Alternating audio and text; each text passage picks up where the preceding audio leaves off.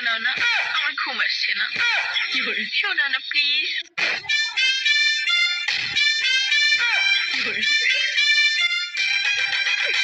তুমি আমার কাছ থেকে গান শুনবা?